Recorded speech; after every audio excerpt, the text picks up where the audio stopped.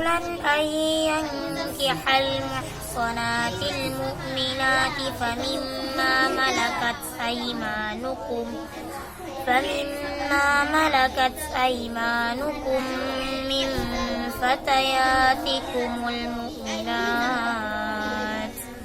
والله أعلم بإيمانكم بعضكم من بعض فانكحوهن بإذن أهلهن وآتوهن أجورهن بالمعروف محصنات غير مسافحات ولا متخذات أخدان فإذا أحصن فإن أتين بفاحشة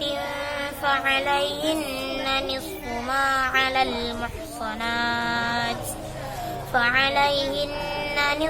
ما على المحصنات من العذاب